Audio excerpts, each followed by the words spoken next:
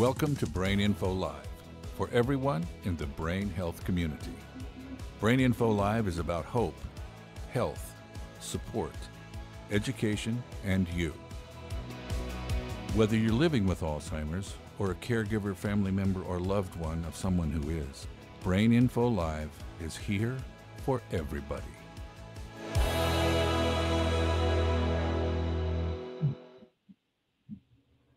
Welcome, welcome, welcome, everyone. Welcome. I am your host, Mike Kincaid, the Director of Diversity Recruitment for the Massachusetts Alzheimer's Disease Research Center here in Boston. And this, believe it or not, is our 19th episode of Brain Info Live. It also happens to be our last episode of 2022, but we're going to be coming back strong in 2023. And today's episode, we're going to discuss sleep and dementia. We will cover how those two are related. What are some strategies for good sleep hygiene, and what are some things to avoid? And our guest today is my old friend. You may remember he's been on here before, Dr. Sanford Arbeck, but we just call him Sandy. And I always love having Sandy on. This is a great way to end the year by having a great conversation with someone that you just love talking with. So without further ado, I'm going to say, let's jump in. Oh, before we jump in, remember, this is a dialogue. When Sandy and I are chatting, it's a dialogue. So if you want to come hang out, if you want to, ask some questions, please, feel free to do so. All you got to do is hit the chat button, ask button, and if you're in the Facebook comment section, you just jump in there. And remember, there's the secret squirrel anonymous button if you don't want me to give you a shout out. But please, if you've got questions for Sandy about what we've been talking about, the video that's coming up, or even just about things that are happening with you, jump in there. Let's ask those questions. So, hey, spoiler alert, I've got an announcement about J-Lou right after he gets done. So without further ado, ladies and gentlemen, let's jump in there and get this party started.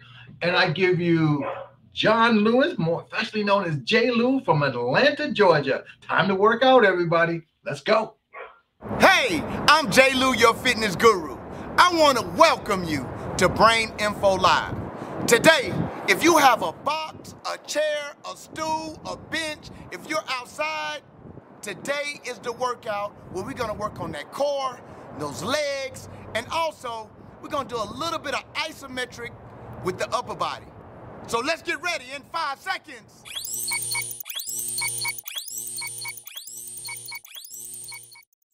All right, watch my form at all times. We're going to start from the calves and work our way up. All the way out, calf, raise.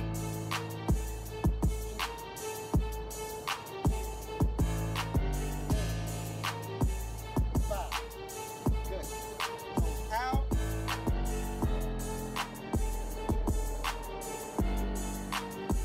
4, and we have 5, good. In. 4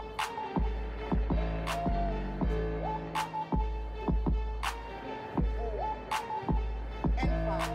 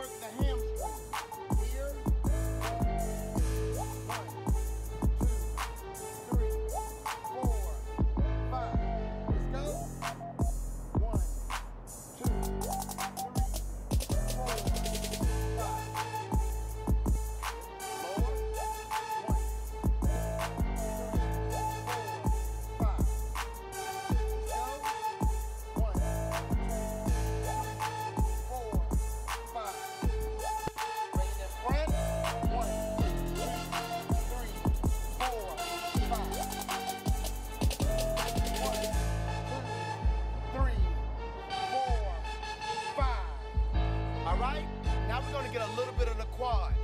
Woo, let's hit that upper body, because we're doing that upper bodies in the isometric position. So let's get ready. Squat.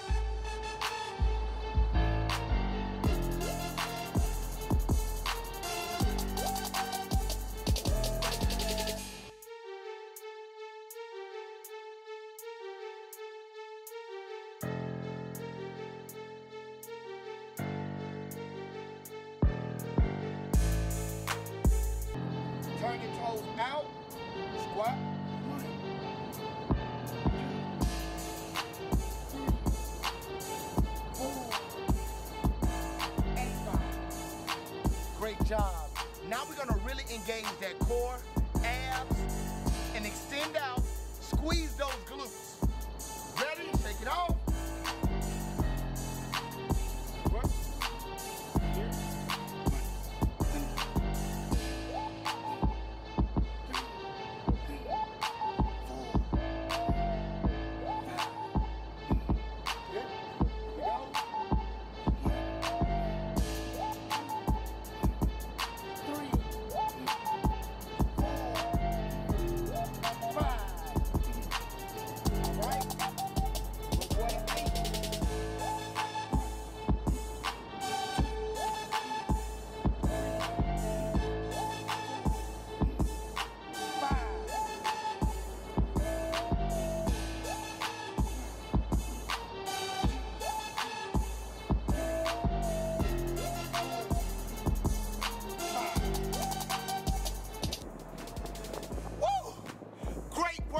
Great workout.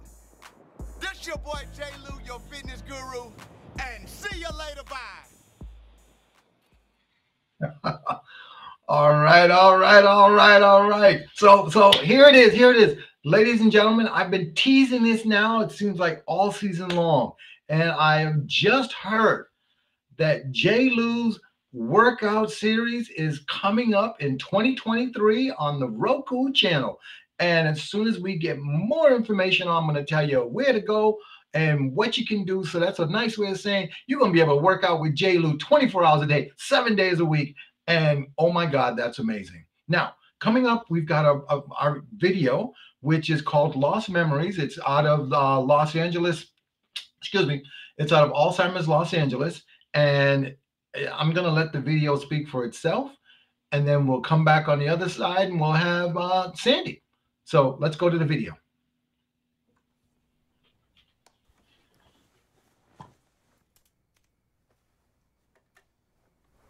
Good night, Mama.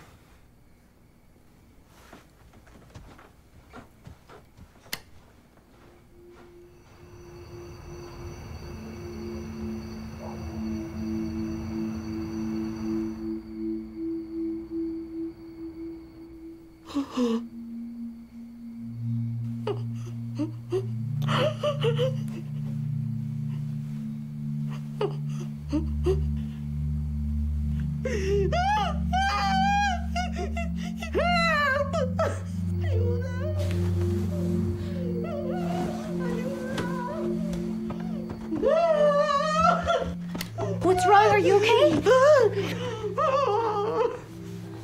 Someone trying to get someone.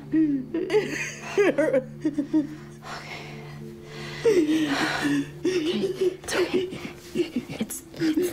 It's the mirror. Look, that's your reflection. That's your reflection. See? And that's me in there with you now.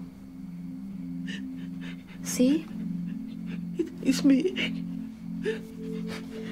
Mama, I'm so sorry. It's my fault. There's no one there, I promise. It's okay. It's okay.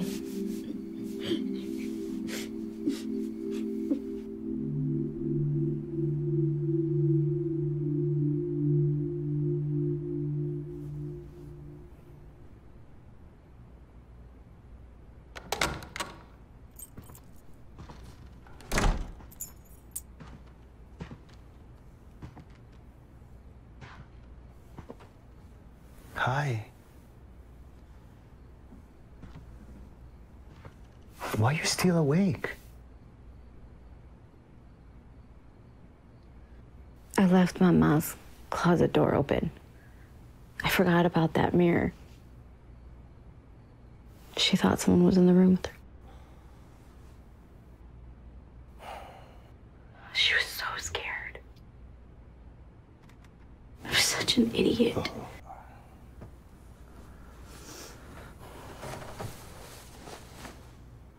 Hey, it's okay. It was a mistake.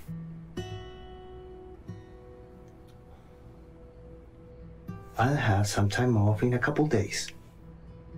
I'll be here to help you. It's my responsibility, Oscar. I should know better by now.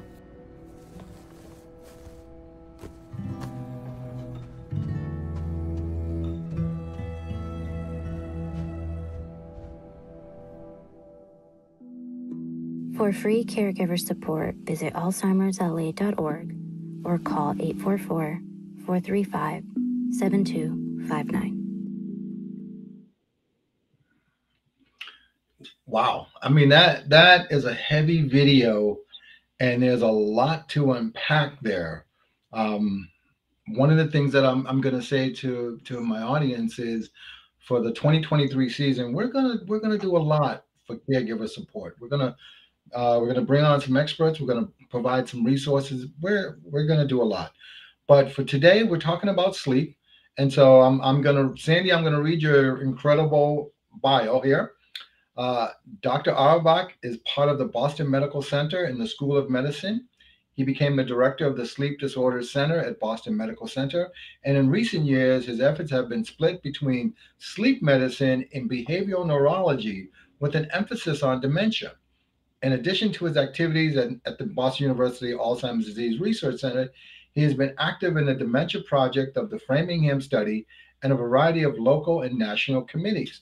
Dr. Auerbach is a member of the Alzheimer's Association and has served as a member and recent chair of its board of directors. Dr. Auerbach is an associate professor of neurology and psychiatry. He is board certified neurologist and a board certified sleep specialist. Sandy, welcome back to the show. Great to be here, Mike. Great to be here. You know, before we jump in to questions, something I didn't notice this before, but you're the director of the Sleep Disorders Center, and you work in sleep in medicine and behavioral neurology with an emphasis on dementia. How do those two relate? Well, my original training was in the area of behavioral neurology, which lent itself to, among other things, dealing with patients with memory disorders and Alzheimer's disease and related problems. And after a few years at the medical center, there was a very small sleep lab at the time, but the person who was dealing with it relocated somewhere else. And I finished the project, so I decided to help out. And I viewed it as sleep disorders as being an extension of behavioral disorders. And so I just sort of viewed it as an extension of what I was already doing. And the sleep part grew, and we went from doing 3 studies a week in the lab till, we have a 12-bed lab that works 7 nights a week. Right. So it's got to be a very big operation over time, and blend the two together.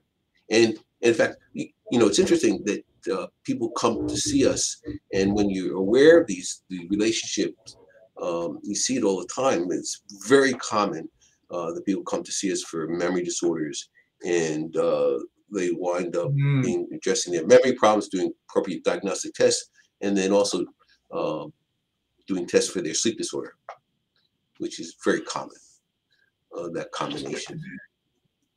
So it sounds like they come in for one thing, and then in your working with them, you realize that there's also another. I'm trying to find the correct way to say this. They don't realize it's a problem until you realize with them that it's a problem. Sure. Usually it's one thing that pulls them in. We don't usually have somebody come into me and say, "Oh, I have a memory problem, and I also have a sleep problem." By the way, usually they come in with one complaint, and particularly people who are not well versed in sleep disorders may just focus on the memory problem and not think even to address sleep problems or to go chasing after it. But it's not very far. It's very common that we wind up with more than one. And sometimes the sleep problem, the memory problem, for instance, is actually due to an untreated sleep problem. Treat the sleep problem, and the memory problem complaint gets better. Or sometimes they have both. So Sandy, disturbance disorders that are common with dementia. I mean, we saw in the video where she was frightened by an image, but it's not uncommon for people with dementia to not realize that the person they see in the mirror isn't them. And so in this case, she was frightened by this image in a mirror. What are some other common disturbances or disorders that, because you don't think of dementia and sleep together, you really don't. Yeah, I think it's, but perhaps we should. I think the term bidirectional is used. That certain sleep disorders, for instance, will increase your risk of developing memory complaints, cognitive impairments, even risks of developing Alzheimer's disease. It can be things like chronic insomnia, disrupted sleep can increase your risk of later on developing dementia and Alzheimer's disease. Another common disorder that we see is obstructive sleep apnea, which is a disruption in normal breathing patterns during sleep. There's data suggesting that also increases the risk of developing cognitive impairments, especially in the elderly. So it sort of works in that direction. And the opposite direction is certainly true, where because of the Alzheimer's disease, people are very prone to certain types of sleep problems, certainly disruptions in the pattern of their sleep. Things like this, where they wake up and because of the underlying confusion, have the problem that woman had in bed. And actually, I should just digress for a moment that video showed two kinds of sleep problems that we deal with the Alzheimer's family. And that is the patient, woke up, was very frightened. I would assume it was sort of a short-term thing, though. She was comforted, and when the husband, I assume it's the husband, comes home that night, she's quiet. So presumably she's quiet in bed and maybe probably asleep. But the other thing that it illustrates is that the caregiver is suffering from insomnia, and because she's beating herself up over that particular event and not putting it all in perspective. So there are two sleep issues in that one video, and that really need to be addressed. And in fact, it's when the family, the caregivers, can't sleep at night that prompts, that makes it people unable to take care of patients at home. But I also, as I said, that was a digression. Patients with Alzheimer's disease, sometimes there's a shift in their sleep pattern. So rather than, we have a clock, instead of sleeping that usual 11 to 7 or whatever, something like that, they may shift and start going to bed earlier. And which, as we get older, there is a tendency to see that kind of drift, go to bed earlier and wake up earlier. But a lot of times we find in patients at home that slips even further. And before you know, they're starting to have troubles at 6 o'clock, but then they're up at 2 a.m. ready for the day. And if they're cognitively impaired, that creates a lot of problems for the family sometimes in terms of care and management. And so that's, sometimes patients will sleep more than normal, and depending on the situation, we don't get as many complaints about that. But sometimes patients they sleep less, or certainly less at night, and that's a big problem for the family. Sometimes, especially if the patient is confused at night, it's a big problem. So Sandy, let me jump in, because you kind of touched on something that I find interesting. What I've learned over the years is that this time of year, at least here on the East Coast, is kind of confusing because of the fact that 6 o'clock at night looks just like 6 o'clock in the morning.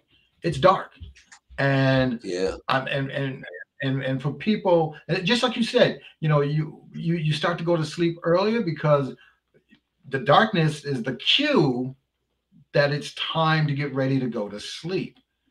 And so when you're finding yourself, so I guess where I'm going with this is, does daylight savings time throw off people's sleep schedule when it comes to with dementia? It throws off sleep schedules even without dementia.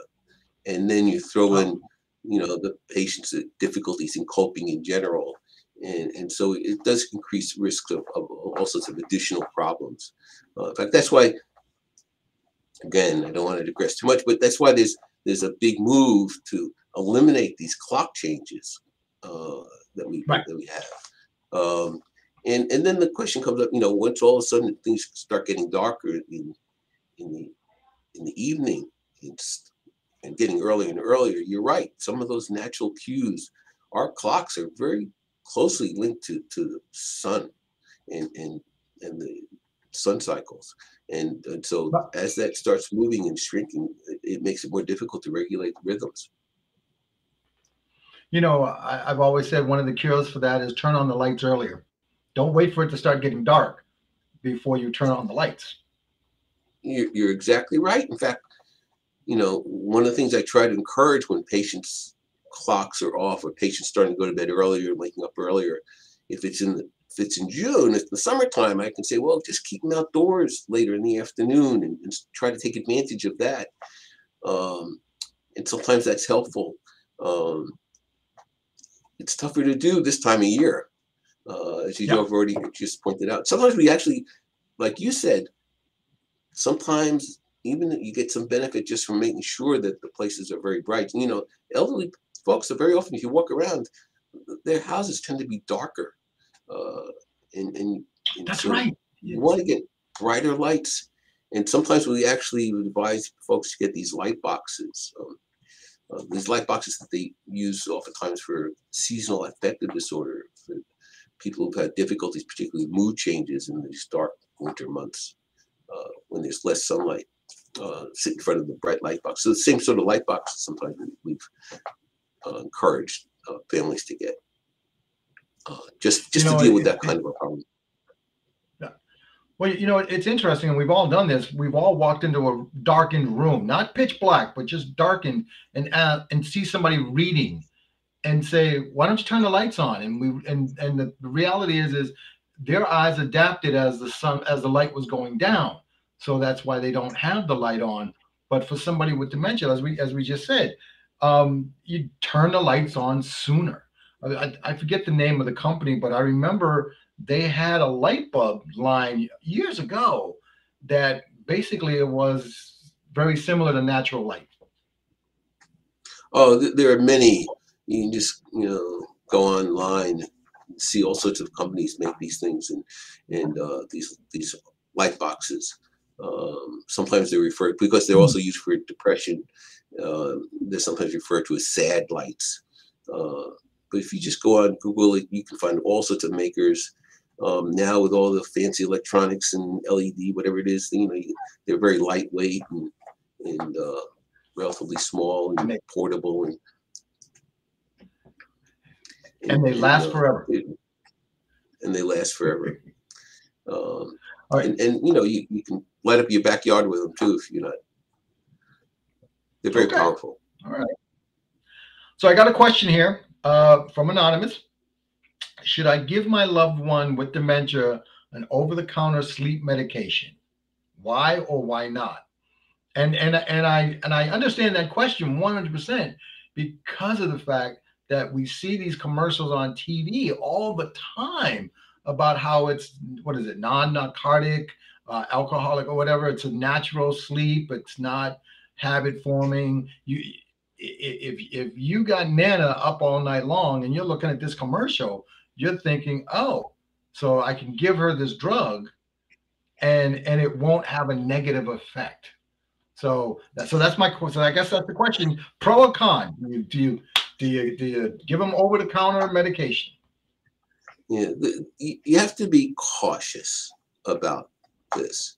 And the reason why I'm cautious about it is because in general, most most of the over-the-counter preparations, a lot of those things where they throw in the PM at the end or whatever the suffixes, and most of those, the secret ingredient is antihistamine, and because it's a side effect to antihistamines, is it makes people drowsy, and thought to be helpful. And there are problems. One is, after a while, for some people, sometimes it may have almost a paradoxical response where it makes them a little more restless. Sometimes if it is effective, it may wear off after time.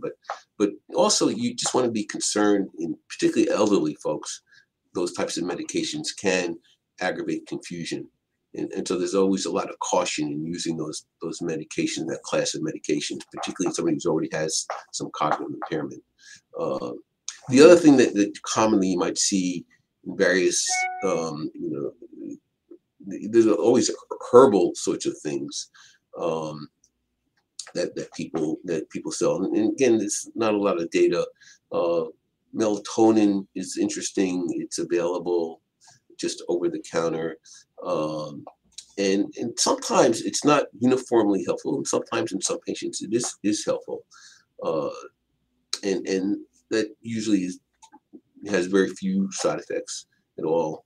And it's best, if you're going to use any of these things, just check with the primary care doctor about the safety in individuals if you want to, stray and try something on your own. But so it should be use some caution with those types of with the over-the-counter ones, the ones that are usually included in over-the-counter medications. All right, you got it. All right, I got to ask this question because I'm someone who loves to take a nap. I would take a 20-minute power nap in a heartbeat.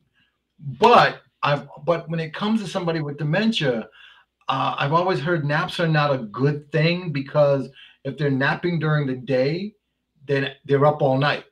And that's why, I'm a big fan of adult day programs for people with dementia, because they keep them working, they keep them active, they keep them, awake. And so that when they get home, and I told caregivers, you don't let them take a nap when they get home, you keep them going so that when they go to bed, they're tired.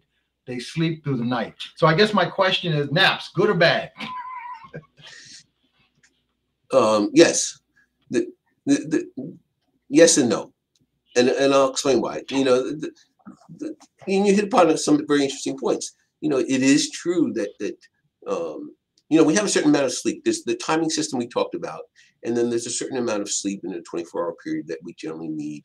It varies a little bit from person to person. And if you start taking naps during the day, there'll be less sleep at night.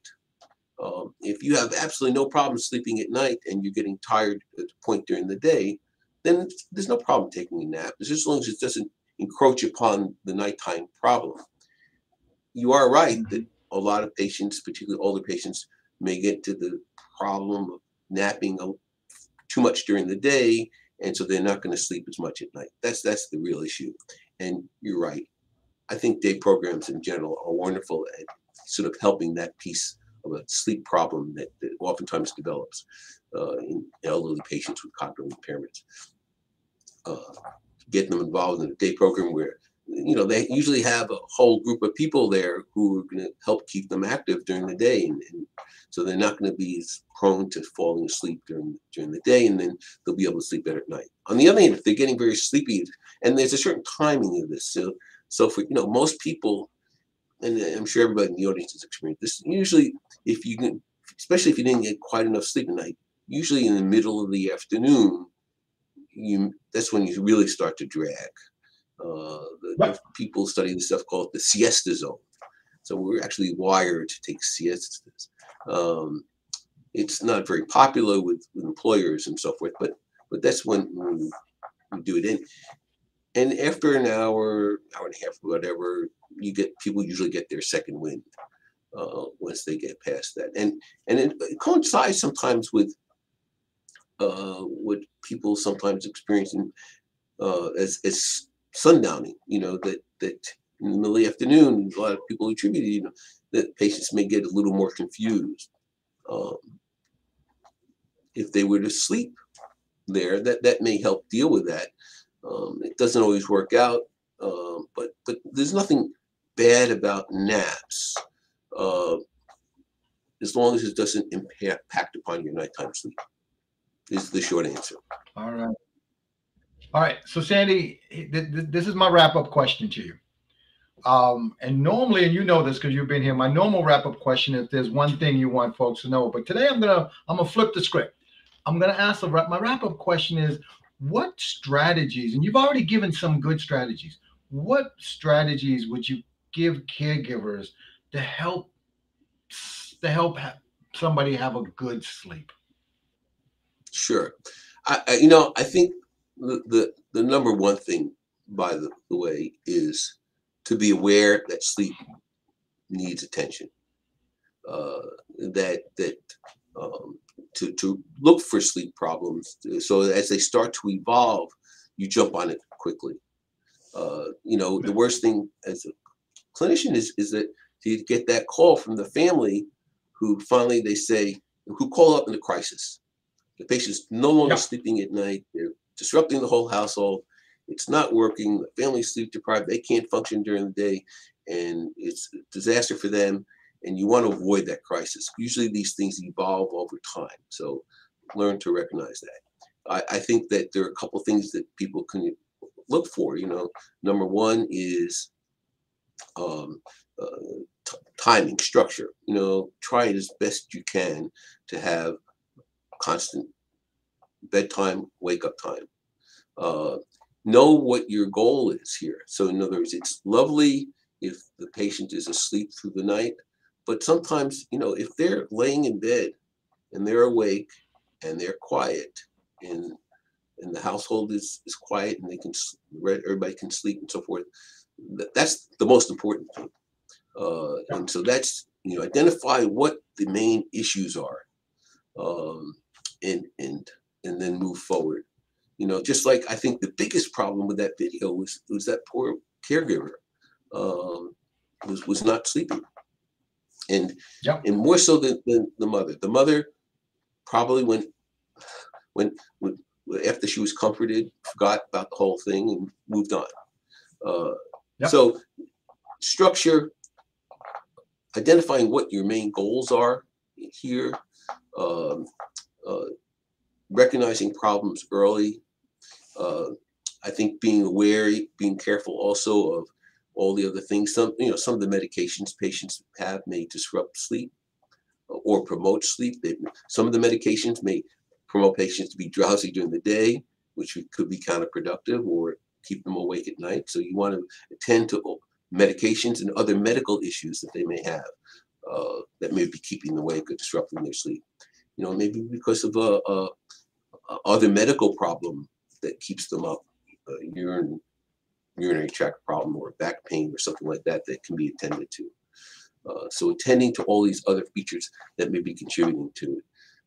Usually for people who still just only have mild difficulties, we also want to make sure that we can reduce the amount of stress and sort of separate out the sleep time from all the stressors of the day. So there's a natural time to unwind.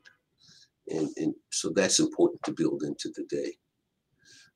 If I would have, all right, I don't know how many, 5 points. I should have been counting.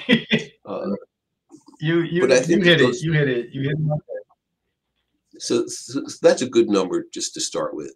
And sharing problems as they evolve, sharing them with the providers, sharing it with the physicians, the clinicians who are taking care of the patient, so that they can also be part of the problems. Some of the medications that are commonly given to patients with Alzheimer's disease can disrupt sleep, can increase the risk of nightmares and so forth. And so there's a lot of things that can be attended to that the caregiver may not be aware of. So share it with the physician. There you go. All right, my old friend. As always, I got a million more questions to ask you. So congratulations, you're going to be back in 2023. and we'll continue. I look forward to it. I look forward to it. Always enjoyable. All right, Sandy. Take care. You too, Mike. It's been a delight. So, you know, like I said, I can hang out with Sandy all day long and continue, and we can continue talking. But it's time for us to go to the poll, because you know we always do a poll, and if I know what the poll is already, and so I'm going to say that if you were watching and you were listening, you're going to nail this one. So Alexa, let's throw a poll up. All right. So here's the question. You need to be careful with giving your loved one with dementia over-the-counter sleep medication because A, it could cause falls and fractures. B, your loved one can experience confusion. C, mixing it with other medications could be dangerous. Or D, all of the above. So this is a question. This is the question. You need to be careful with giving your loved ones with dementia over-the-counter sleep medication. That's non-prescription medication because it could cause them to fall, you know, lose their balance, fall, and have fractures. Your loved one with dementia could experience confusion. It is what it is. C, mixing it with other medications could be dangerous. Or D, all of the above. And Sandy talked about each one of these things, and I'm trying to not spoil it. But I'm going to go one more time. You need to be careful with giving your loved one with dementia over-the-counter sleep medication, non-prescription sleep medication, because A, it could cause falls and fractures. B, your loved one can experience confusion. C, mixing it with other medications could be dangerous. Or D, all of the above. And the results are in. Oh my goodness. You guys never cease to amaze me. It's D. 100% of you got it right with D. It's all of the above. It is all of the above. So I'm going to do my wrap up, and then we're going to go to the resources. And so my wrap up is really simple. You know, Sandy brought up a really good point about talking with your doctor. But I also want to, you know, share with folks to start a journal. Write down all of the things, as I like to call it, that, you know, that was weird moments. So that when you go to the doctor, you can see how this has been progressing. Because so many times, and again, Sandy mentioned this, so many times we go to the doctor and we say, this just happened overnight. But the reality is that this was building up. We just didn't see it. And so if you do a journal and you share that journal, I mean, even simple things like mom put the milk in the cabinet instead of the refrigerator, you know, things like that, because then you can start to see how it's progressing. This was a great show. This has been an amazing season. I am so pumped and so looking forward to next season, which we're going to boot up in January. If you're a regular of the show, you know that you'll get notices. But I shared this with our amazing producer Alexa, that I want 2020, the new season, to also focus a lot on caregivers. We can give information about Alzheimer's and dementia, but we also want to make sure caregivers know that there's help, there's resources, and there's folks out there who understand. Because sometimes you think you're on an island and you don't realize there's people out there who want to help you. So that's my wrap up for the day. I'm going to go through, the resources that we've got coming up.